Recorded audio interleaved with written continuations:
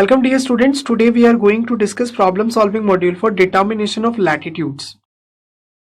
Mainly देखिए determination of latitude से exam में जो क्वेश्चंस बनते हैं आपके पास, ये क्वेश्चंस बनेंगे थियोरेटिकल बेस्ड क्वेश्चंस, जिसमें objective type, short answer type और लॉन्ग आंसर टाइप क्वेश्चंस की फॉर्मेशन यहाँ से रहती है।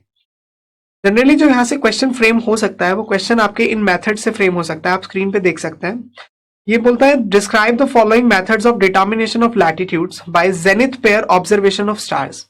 Second is meridian altitude of star at lower and upper culmination, and third is prime vertical transit. Generally exam में जो question आता है इन पोजीशंस को आपको एक्सप्लेन करने आ सकता है कि explain the zenith pair observation of stars, मतलब आपको determination of latitude by using this, कोई भी एक मेथड्स के डिस्क्रिप्शन आपसे यहाँ से पूछा जा सकता है। देखिए अब हम आगे डिटर्मिनेशन ऑफ लैटिट्यूड से कुछ इस टाइप के क्वेश्चन से डील करेंगे जो आपके प्रीवियस ईयर एग्जामिनेशन में या तो पूछे गए हैं या फिर इस टाइप के क्वेश्चंस आपके एग्जाम्स में फ्रेम हो सकते हैं, और इनमें से कुछ क्वेश्चंस मैं सॉल्व करूंगा और कुछ क्वेश्चंस आप सॉल्व करेंगे। तो आइए स्टार्ट करते हैं फर्स्ट क्वेश्चन से। First is how will you determine the latitude by using meridian altitude of star और सन। मेरिडियन एल्टीट्यूड को यूज करके आप किस तरीके से लैटिट्यूड को डिटरमाइन करेंगे। देखिए इस पॉइंट को मैंने समझाया था आपको, आपने एलएम जब कवर किए थे तो मैंने इस तरीके के डायग्राम से आपको समझाया था। दिस वाज जेनिथ, जेनिथ के साथ ये जो था डिस्टेंस, इसको हमने हॉरिजॉन नाम दिया था, हॉरिजॉन्टल वाला। जो इंक्लाइन वाला है this was equator for us,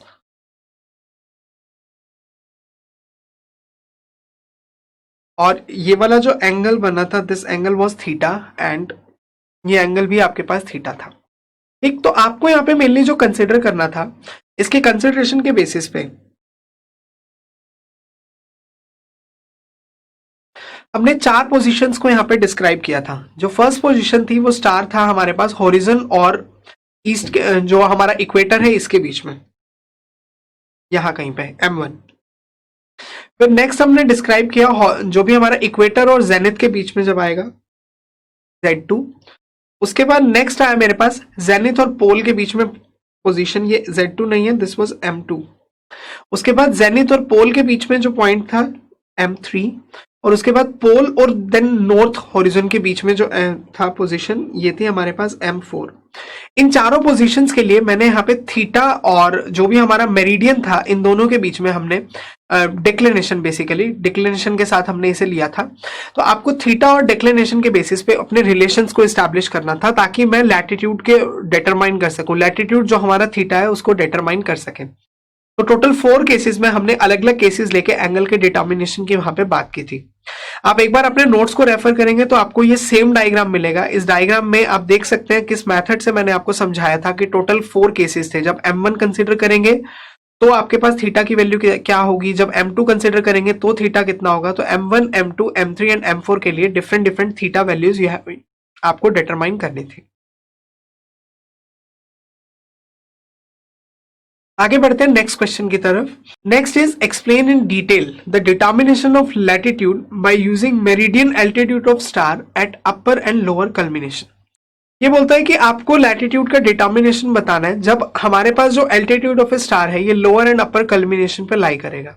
देखिए इस कॉन्सेप्ट को जो हमारा सेकंड मेथड था मैंने आपको इस डायग्राम से समझाया था, इस तरीके से डायग्राम बनाया था। मैंने बोला था पोल के ऊपर कोई भी स्टार जब मूव करते हुए, जैसे हमारे पास, मैंने इस बॉल के थ्रू आपको एग्जांपल दिया था कि आपके पास पोल पॉइंट यहां कहीं पे लाई करता है, राइट। तो इसके अलोंग जब हमारा स्टार रोटेट करेगा, यहाँ पे अपना सर्कल कंप्लीट करेगा, तो वो जब पोल से ऊपर लाई करेगा तो उसको हम लोग नाम देते हैं अपर कल्मिनेशन, जेनिथ की तरफ।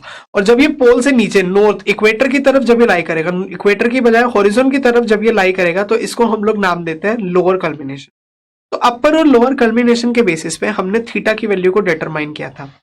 यहां से देखिए बेटा, हमने जब थीटा को डिटरमाइन किया था तो थीटा में आपके पास वैल्यू दोनों से सेम आ रही थी, तो हम लोग मतलब थोड़ा सा डिफरेंस आ रहा था उसमें, एक में एपी और दूसरे में पीपी। तो दोनों को इक्वल मानने के बाद आपने इस वैल्यू को डिटरमाइन किया था। जो थीटा आ गया आपके पास, ये था α1 प्लस α2/2। तो इनडायरेक्टली जो हमारे एल्टीट्यूड्स थे, α1 था जब आपका अपर कल्मिनेशन होगा तो एल्टीट्यूड α1, और जब स्टार हमारा लोअर कल्मिनेशन पे होगा तो उस एल्टीट्यूड को हम लोग नाम देते हैं α2। दोनों का एवरेज लेंगे तो आपके पास आ जाएगा यहां से लैटिट्यूड थीटा। आगे बढ़ते हैं नेक्स्ट क्वेश्चन की तरफ। Next question is list the various methods of determination of latitude.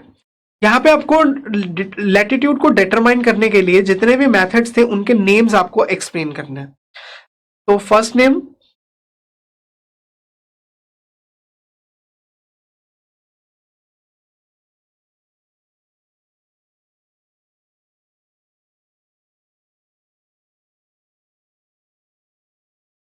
First name है मेरे पास बाय मेरिडियन एल्टीट्यूड ऑफ सन और स्टार, जो फर्स्ट केस था अभी जो मैंने फर्स्ट क्वेश्चन इसमें डिस्कस किया था।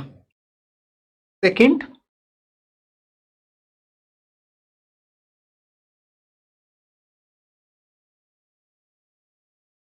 By prime vertical transits. Third, इसके अलावा पोल स्टार की हेल्प से भी आप लैटिट्यूड को डिटरमाइन कर सकते हो। तो ये मेरे पास डिफरेंट डिफरेंट मेथड्स थे जिन मेथड्स का यूज करके हम लोग लैटिट्यूड को डिटरमाइन कर सकते हैं।